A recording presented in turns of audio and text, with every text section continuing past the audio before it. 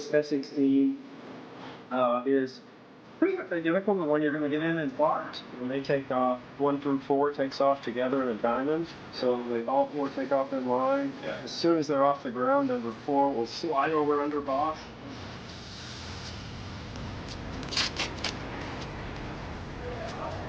Alright, you can throw this on like a backpack that's in the voice on it.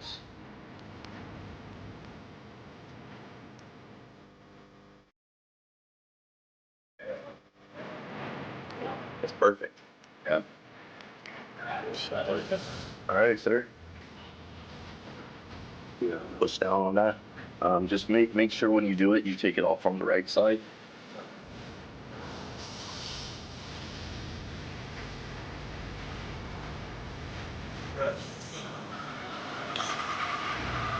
Breathe normally. So I went to North Carolina for about 6 years, so 2 assignments back to back here on the team, 3rd show season. And I will be passing off the torch in about 2 months. Tear in your pocket. Yeah, I feel left. What I do here to get another than Yes. Oh yeah. Oh, so air show. Quicker. Thanks. It's a 1-to-1 ratio. So we'll be. Yeah, you'll be moving up there. Yeah. This is where he's talking about small holes. Space is like that full hole. And then eventually you work your way up to show line.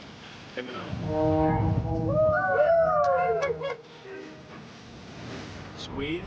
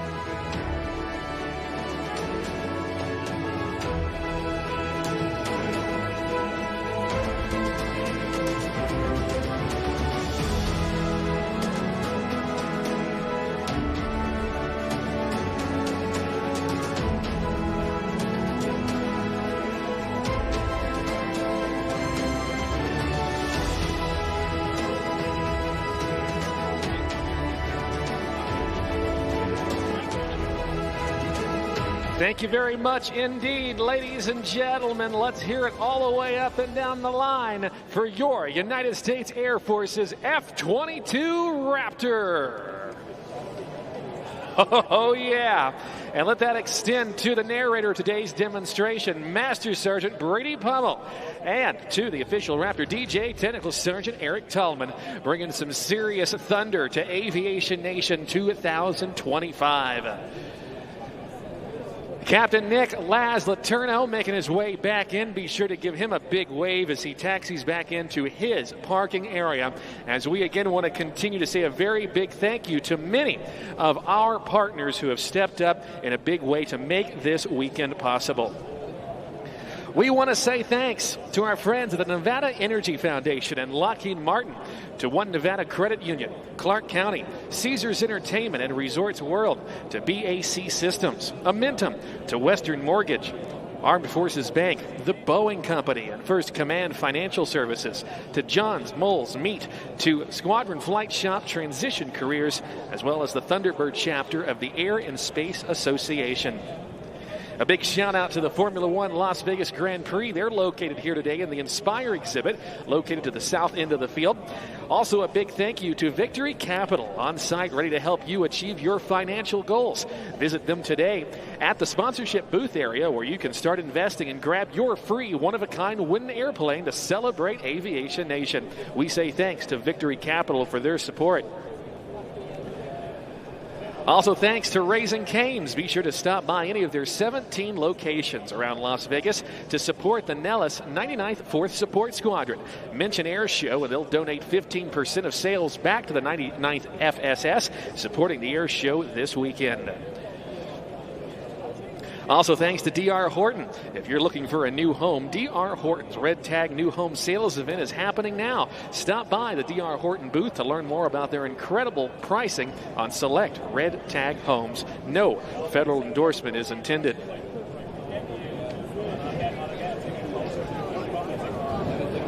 Well, as we get the F-5E Tiger II on the ground, flown by retired Brigadier General Tommy Williams, call sign limiter, our aerial action continues. Of course, it was the F-5 that saw a little bit of limited service during the Vietnam War, being flown by a variety of allied nations as well, and also served for many, many years as an aggressor, as part of the aggressor squadrons here at Nellis Air Force Base, and of course supporting the efforts of exercises such as Red Flag that provide that real-to-life combat environment. And they implemented the use of F-5Es throughout the years. The exercise of Red Flag, in fact, celebrating its 50th anniversary this year.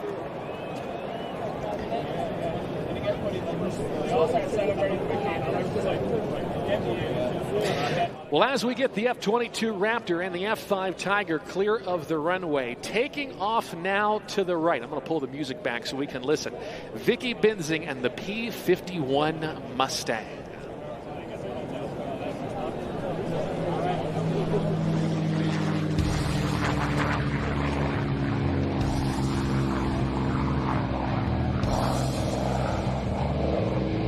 That's the sound of the Rolls-Royce V12 Merlin engine, built by the Packard Company here in America, considered one of the greatest sounds in aviation. It was also the power plant for the Supermarine Spitfire, this particular one, a Mark 14 powered by a Rolls-Royce Griffin engine. Let's listen.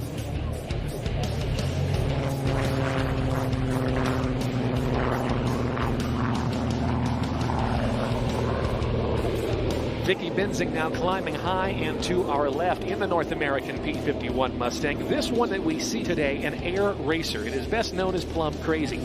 It was after World War II that many P-51s made their way onto the civilian market, and you could have bought one of these legendary World War II fighters, surplus from the military, for around $3,000 to maybe $4,000 a copy. Today they go anywhere from $3.5 to $5 million a copy, depending on their condition. But it was after World War II that this particular P-51 made its way to the civilian world, and in 1964 a guy named Al Paulson bought the aircraft for his buddy Clay Lacey. He went on to race it at the National Championship Air Races in Reno, and Al going on to become the founder of Gulfstream. Al had a project. He was starting a new airline with service to Hawaii, and he wanted some special purple paint to apply to his airliners.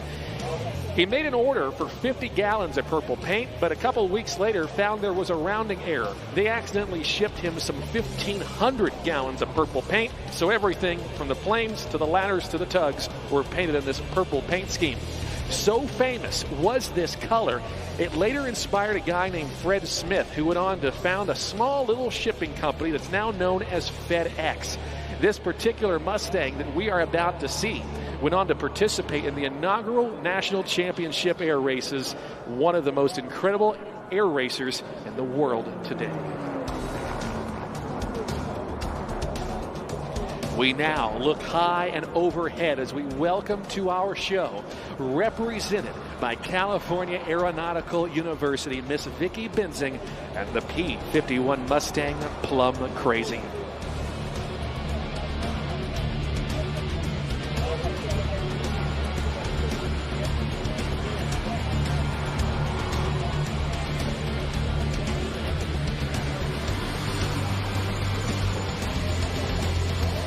Having owned this aircraft for some 55 years, Clay Lacey sold this airplane to her friend Vicki Benzing in 2019, who restored it and flew this aircraft to a 4th place finish in the unlimited class in 2023. Completing this, the Cuban 8 maneuver, as Vicki inscribes the big figure 8 laying on its side. We listen to the sounds of that 1,600 horsepower Rolls-Royce Merlin engine. Born and raised in California, Vicki Benzing is an accomplished aviator, and with over 10,000 hours of total flying time, she's had a passion for everything that's airborne. She still remembers her first flight at a very young age, going on to fly in a friend's antique Taylorcraft airplane in her hometown of Watsonville on the California coast. She was thrilled by the spins, the loops, and the rolls that her ex-military instructor taught her, and later went on to take aerobatic instruction by the famed Amelia Reed.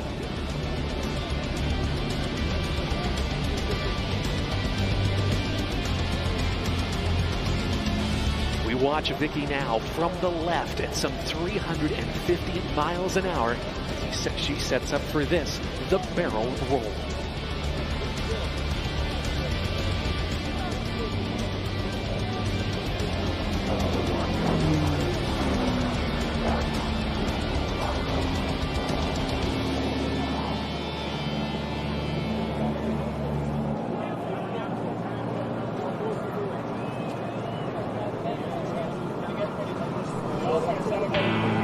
Starting and stopping her aircraft at the same airspeed, altitude, and the same heading. Let's put our hands together for Vicki Benzing and the barrel roll. The Mustang is an aircraft that helped end World War II, and after its formal introduction into service in 1944, it helped reduce Allied bomber casualties by over 75%. It earned it a nickname, that of Little Friend. Let's watch now as Vicki approaches from the right for this, the 4-point hesitation roll.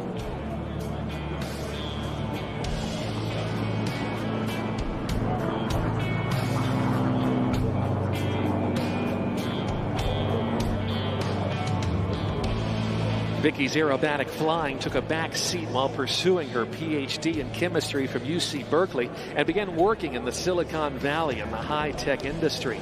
Her passion for aviation remained, especially after she took an aerobatic ride with air show legend Wayne Handley. She began competing in aerobatic competitions, working her way up the various levels, and began performing at local air shows. Today, she's in high demand around the country as one of the smoothest warbird flyers in the nation. Giving you a look now at what this aircraft would have looked like at the National Championship air races at the left turn, high speed, and less than about 100 feet above the deck.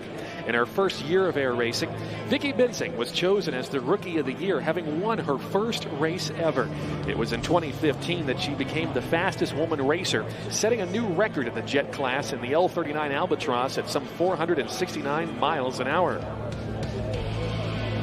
In September 2023, she flew this P-51 Plum Crazy to a 4th place finish in the coveted unlimited class. She is the second only woman to have raced in the unlimited class in the air race's 59-year history.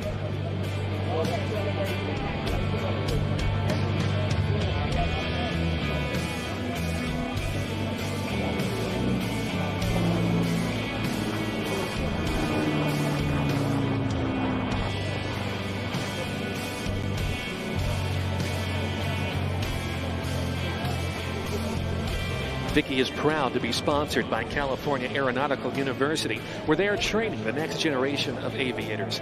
CAU students are on the fast track to rewarding aviation careers designed for efficiency. Their bachelor's degree program allows students to start flying in their first term and complete the program in just 3 years. We invite you to visit California Aeronautical University here on site and also at their website at calaero.edu to learn more.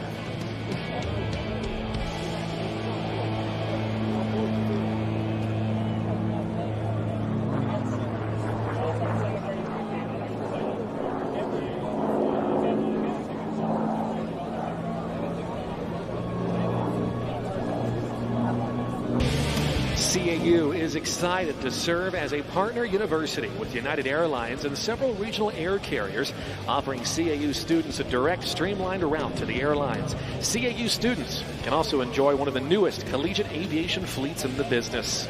We watch again to our left as Vicky sets up for this, her inverted pass, flying upside down.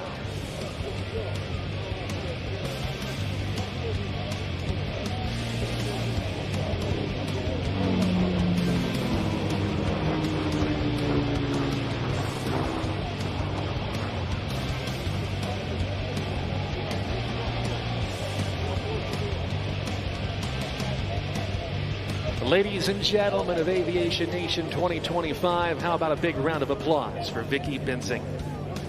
This aircraft representing everything that is great about America, the ingenuity, the dedication, and the determination to win that America had during the 1940s. Designed and built in just 117 days, it was built by the North American Aircraft Company. Inbound this time for Vicky's salute to the men and women of our armed forces and all of our veterans in attendance today. It's the 8-point hesitation roll.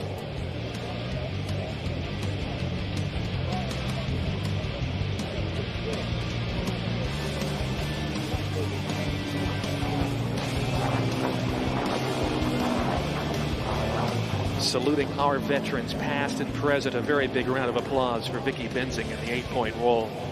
She is going to set up for one more pass as part of today's performance, giving you a final look at this iconic purple P-51 air racer. She'll give you a great look right down into the cockpit as she now approaches behind and to our left. At some 370 miles an hour from the left in parade review, Miss Vicky Benzing and the North American P-51 Mustang Plum Crazy.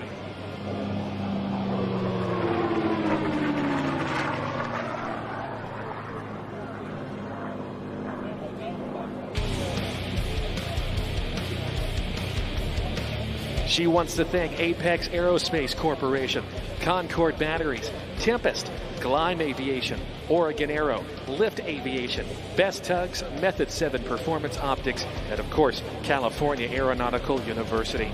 To learn more about Vicky Benzing and her P-51 Plum Crazy aircraft, you can visit her online at vickybenzing.com.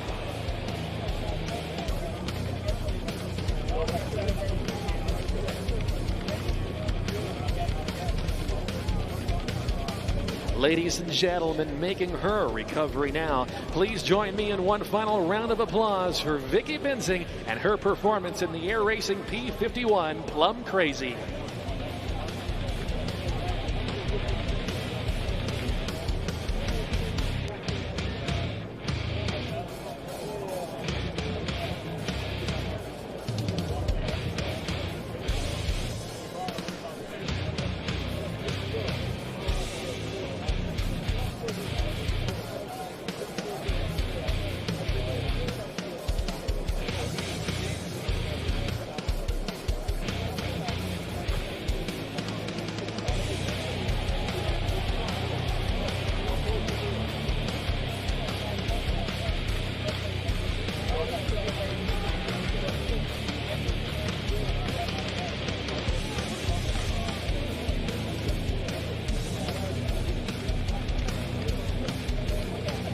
Vicky Benzing now recovering the P-51 out there on runway 3 right as our aerial action continues.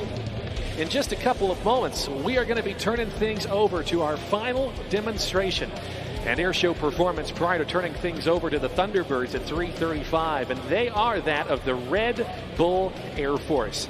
taking a look out in front of us, you will see a Zivco Edge 540 flown by the one and only Kirby Chambliss. He's a Red Bull air racer, previously a world champion in those coveted air races that ran across the globe for many, many years. And today, he is going to be turning his explosive flying style into some incredible flying that we're going to have a chance to witness in this multi-faceted routine. Flown not only by Kirby Chambliss, but also that of Aaron Fitzgerald in the Bocow B0105 helicopter and our jumpers. We'll tell you more about that here in just a couple of moments. Right now, the team preparing for this display as the smoke comes on. Take a look as we kick off this demonstration in great style, showcasing to you that Red Bull gives you wings as Kirby Chambliss now takes off into what he calls the Cobra maneuver and hangs it on the prop to get this display going for us here today. The Red Bull Air Force, consisting of some of the most incredible aviation professionals, and they have all made their way here to Nellis Air Force Base this weekend to be with you and again showcase to you the full limits and what is to come as part of the Red Bull Air Force. Right now, Kirby Chambliss off to air show right in the inverted position as he pushes forward on the stick and look for the 2-point rolls back to upright flight. Kirby Chambliss is a guy who started flying and never thought that aerobatics would be part of his life. He began flying as a corporate pilot with a hotel chain where the chief pilot was a smart guy. He says, hey Kirby, if this jet ever ends up upside down with a CEO on board, we want to make sure you can, well, roll it back upright, not hurt everybody. Kirby says, makes sense to me. And aerobatic flying is where it started. Now, as Kirby Chambliss continues to tear it up, look high and overhead to our left. You will see two jumpers working their way down. That's Mike Brewer and Amy Shimalecki. They are part of the Red Bull Air Force, being brought to altitude by Aaron Fitzgerald. Under canopy now, you will see the smoke as they work their way in towards show center. They are flying what are known as swoop chutes. They are fast canopies. They have a very small area that allows them, in fact, to reach speeds in excess of some 70 miles an hour. They're going to continue to work their way down from altitude. These two individuals performing some of the most extreme forms of skydiving there is. You will see them on the internet and on TV doing some incredible things with their friends at Red Bull, but they're working their way into the target area right now, high and overhead.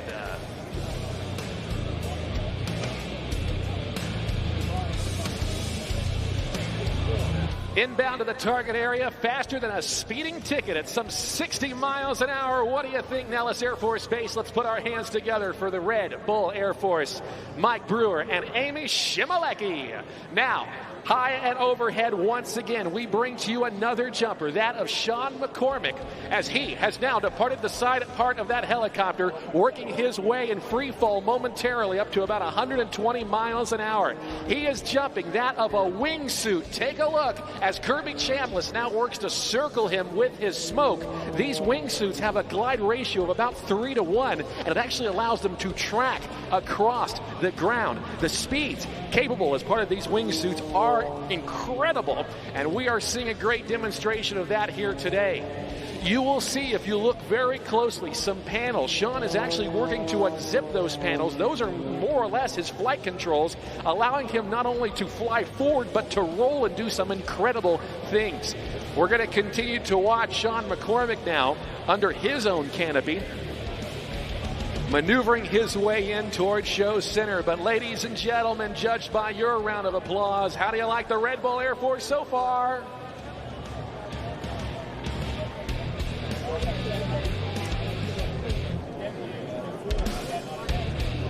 Sean McCormick, a guy that's got over, get this, 25,000 skydives to his credit.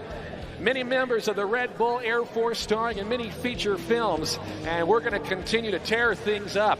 At altitude, Sean McCormick can indeed hear you. Let's make some noise and bring it in right on target. Swoop, there it is. And a run-on landing. Let's put our hands together for Sean McCormick Now, I want you to direct your attention to the left as we bring back that of Kirby Chambliss in the Red Bull Zivco Edge. He is accompanied now by Aaron Fitzgerald in the Bocal helicopter. Aaron Fitzgerald, one of the few people in the world to do that. Yes, indeed, that is one of the few aerobatic performers who's qualified legally to perform aerobatics in a helicopter, and he is here with us today.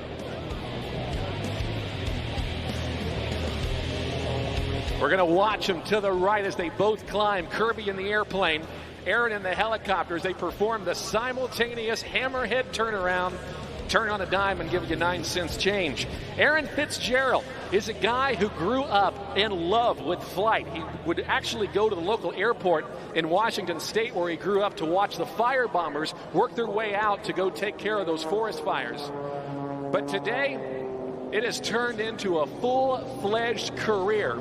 Aaron Fitzgerald staying very busy, flying just about every helicopter in the book, and of course, flying big time with his friends at Red Bull.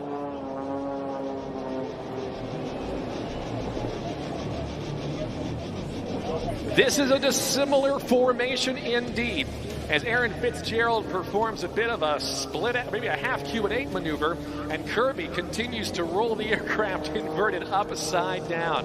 Now, this Bo 105 helicopter that we're seeing actually got its start back during the 1960s and still goes strong, particularly in Europe, as an aeromedical evacuation helicopter.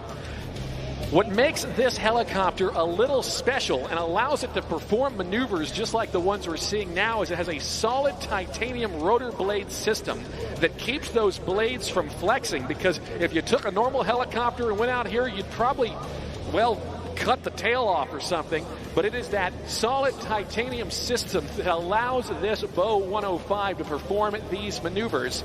Aaron Fitzgerald, one of only about 3 or 4 people anywhere on the globe authorized to perform these aerobatics in a helicopter.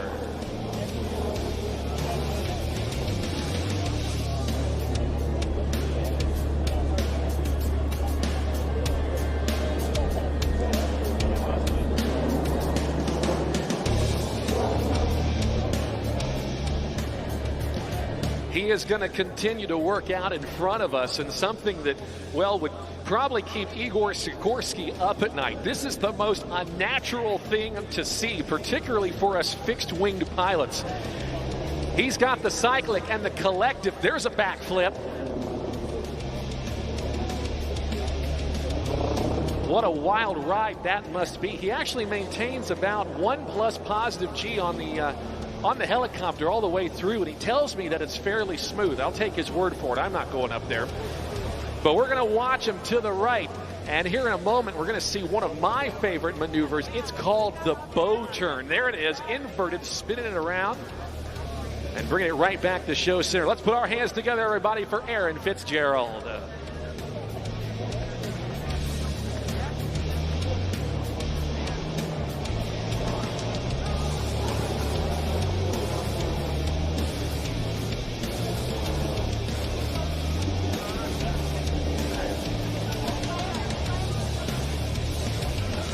Oh boy.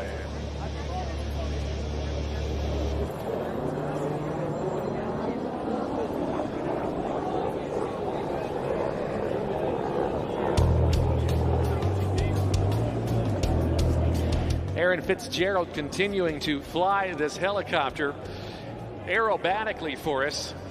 Yeah, here comes a bow turn forward all the way around. Watch him as he spins it, and there is the recovery. Who would have thought that was a good idea to do that in a helicopter? I don't know. But following some of the great names previously with the Red Bull Air Force like Chuck Aaron, and over in Europe, Blackie Schwartz and many others, Aaron Fitzgerald standing in as one of the most impressive human beings doing things in this helicopter that were once thought to be impossible just a few decades ago.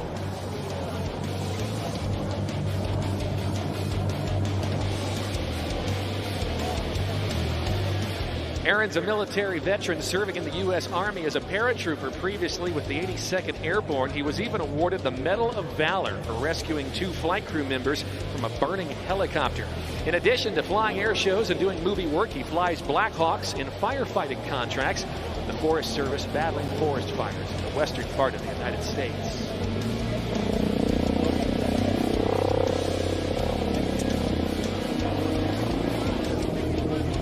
Now for Aaron's last maneuver. This is the one we make him do. This is called the bow. Let's watch him as he slows it down. Give him a big wave. And there's the bow to all of you joining us for today's show. Now, as we get Aaron Fitzgerald clear of the airspace, we're going to bring back into our aerobatic airspace Kirby Chambliss and the Red Bull Zivco Edge 540 as he sets up for some solo aerobatics to continue this most impressive routine. He's high and to the right. I want you to watch him now. With all of that altitude, he's going to be setting up for something incredible. Let's watch him now to the inverted position as he pulls back on the stick. Look for the point rolls.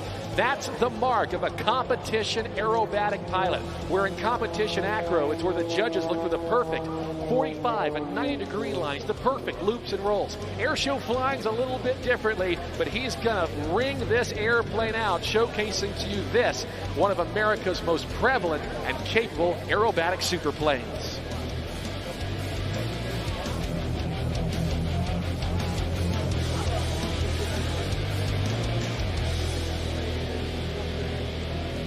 Dropping this aircraft out of the sky in the upright flat spin, 2 turns, and now quickly accelerating with a couple of snap rolls on the down line as well. The world's about to get heavy right in here. If you were in the cockpit with Kirby, you hear him go, "Ooh," as he works to stress his lower body muscles to keep the blood up in his brain so he can keep flying. What do you think, Las Vegas? Let's again make some noise for the one and only Kirby Chambliss.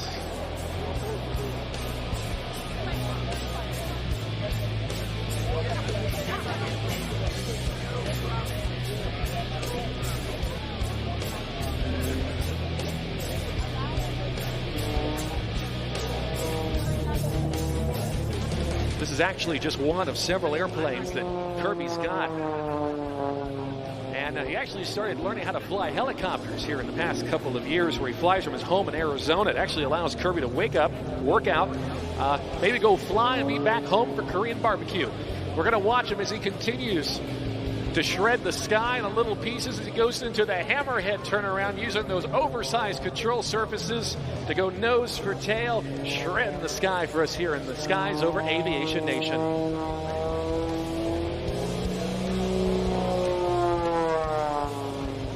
With over 27,000 hours of flight time, Kirby has traveled the world performing aerobatic displays and racing with Red Bull, and is by far one of the most accomplished aerobatic pilots any place.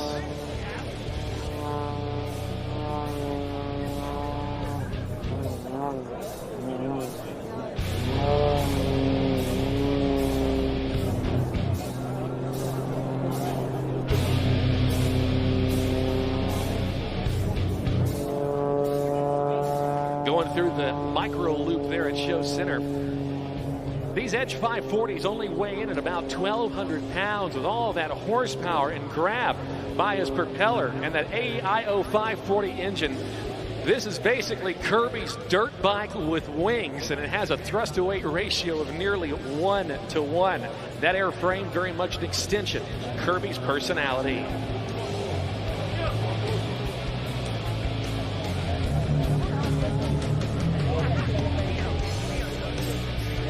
We now make our way to the freestyle portion of today's aerobatic routine as Kirby continues to tear things up. We're going to go off script just a little bit as Kirby now works to play with every inch of our aerobatic airspace. Kirby most comfortable down close to the ground and upside down.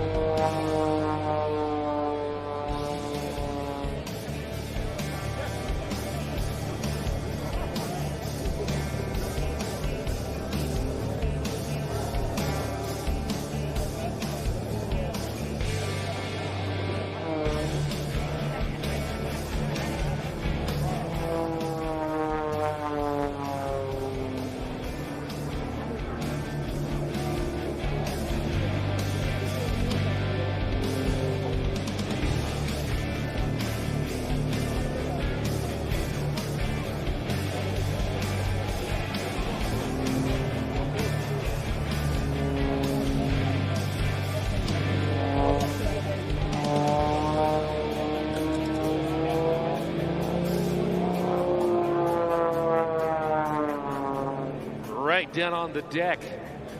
High G, low altitude that made Kirby Chambliss a Red Bull Air Race world champion on a couple occasions. We're going to watch him to the right. Kirby, known for his explosive flying style, he's also a guy who invented a couple of maneuvers. This one of his signatures, he likes to call the Cobra. 3, 2, 1, striking out of nowhere.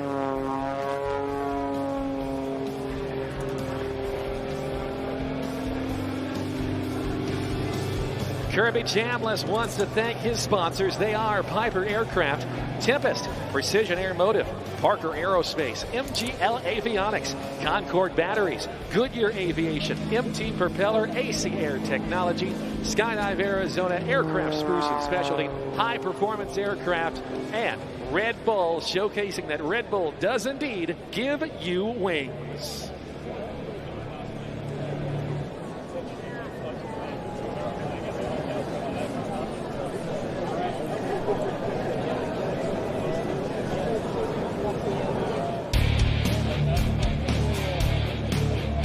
That completes his performance here today. Ladies and gentlemen, let's put our hands together for the Red Bull Air Force.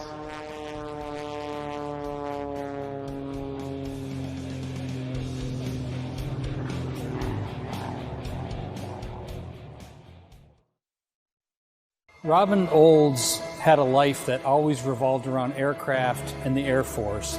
As a young man, he attended West Point. He then became a fighter pilot and went over to Europe, initially flying P-38s and then later P-51s. And amazingly, at age 22, he took command of a fighter squadron. And due to his leadership, the 8th Tactical Fighter Wing became the top MiG-killing unit in the Air Force during the Southeast Asia War.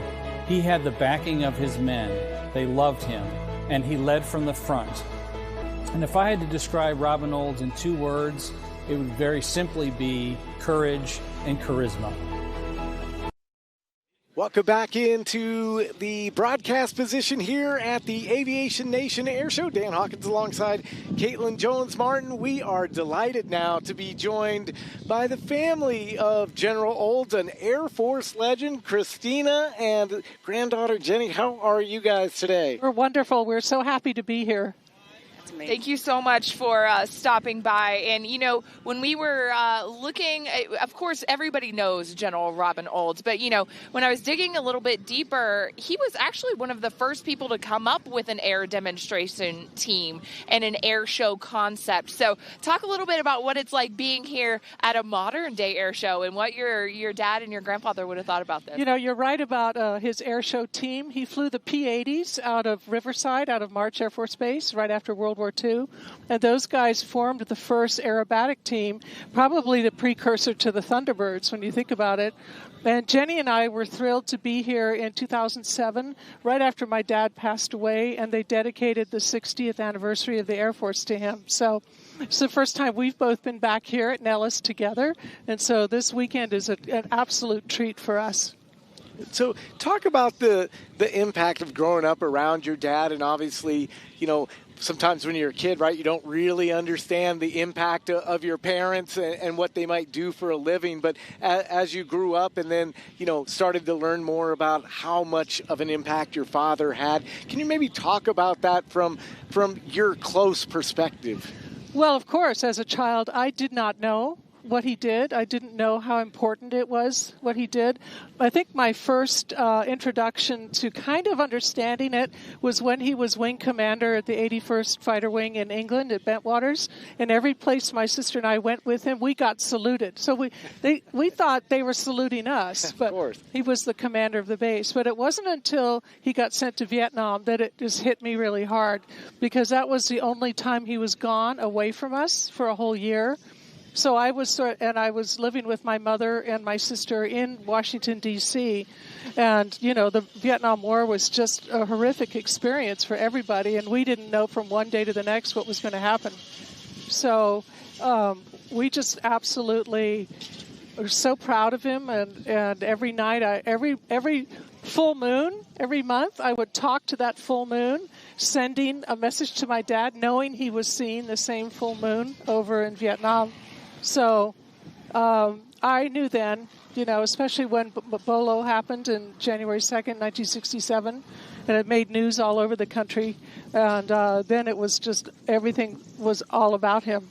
And as soon as he landed back from that, he went right into a meeting in the Oval Office with LBJ.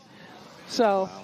Absolutely incredible. And I would be remiss if I didn't comment, having been stationed at Kunsan once upon a time, on the Wolfpack jersey. Can you tell us a little bit about what that signifies? Right. So when he commanded the 8th TAC Fighter Wing in Ubon in Thailand during Vietnam, he named it the Wolfpack.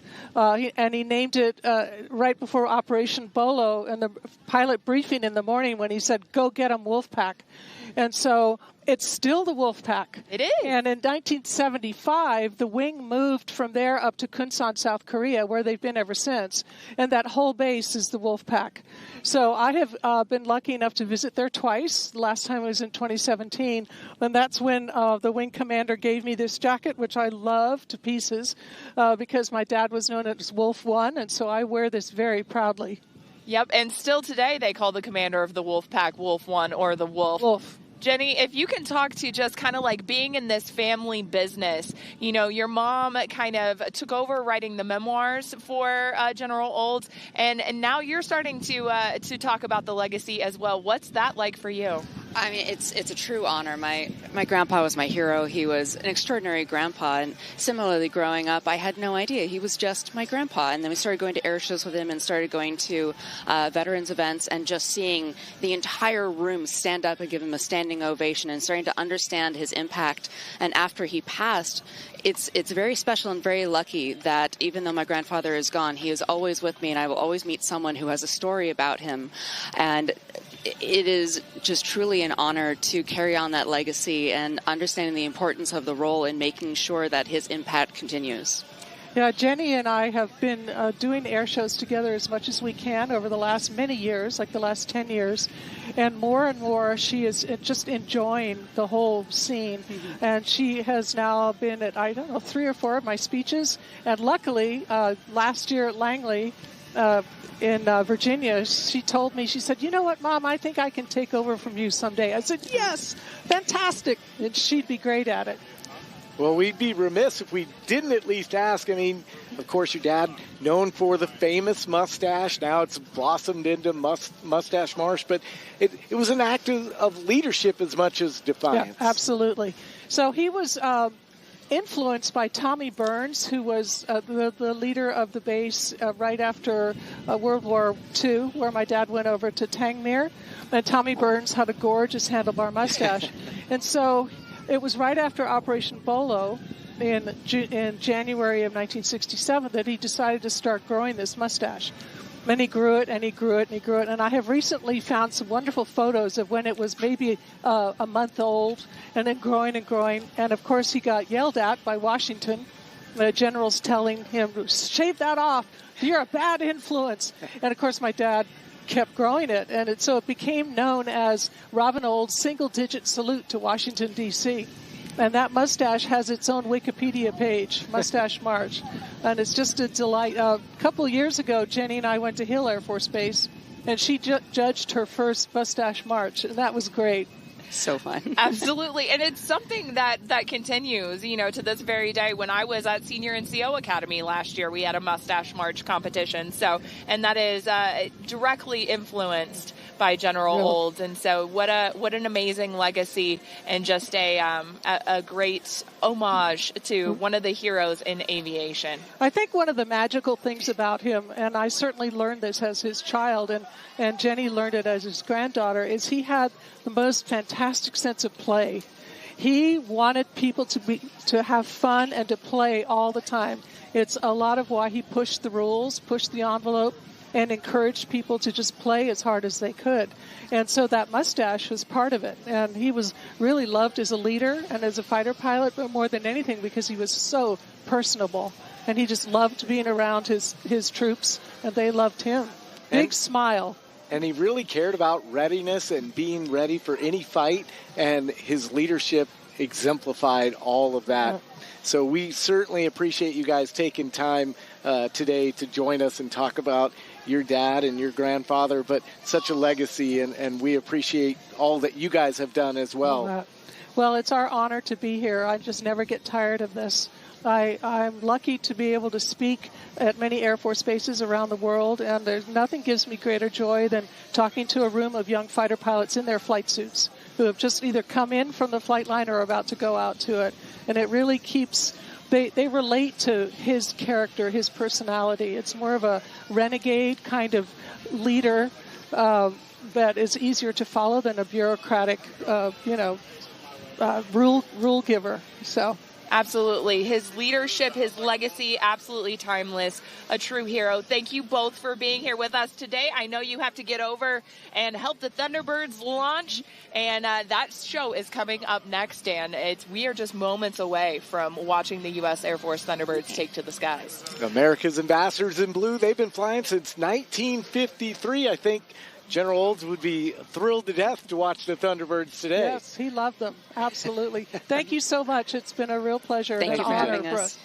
So that was the family of General Robin Olds. That was a lot of fun. I mean, down memory lane, and the impact of General Olds can't be overstated. No, I mean, in this day where we're talking about lethality and readiness, here at the home of the fighter pilot at Nellis Air Force Base, I mean, it's just everything that General Robin Olds stood for, and the legacy that he's leaving, and, Jenny and Christina carrying that legacy forward into a new generation of airmen is absolutely incredible, too. So what an honor, what a thrill to have them here with us today. And it really is interesting if you think about, we're here at an air show, and General Olds was kind of like the precursor, like started figuring out how to do demo teams and what that's evolved into today. So yeah, it was actually really fascinating. You learn something new every day, even if you've been in the Air Force for a minute.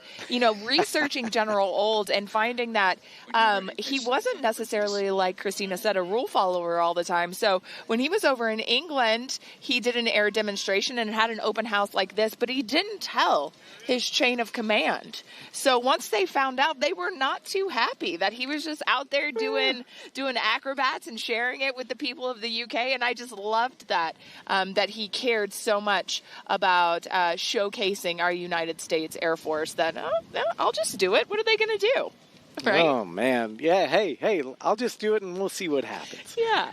And it's just a blast to be here with you today. Like I said, we're just moments away from seeing the U.S. Air Force Thunderbirds here at Aviation Nation 2025, streaming live on the Nellis Air Force Base Facebook page. We're on airforce.com, airforce.com, everything you need to know, really, about the Air Force and how to join this incredible team. So let's learn a little bit more about the United States Air Force Aerial Demonstration Squadron, the Thunderbirds.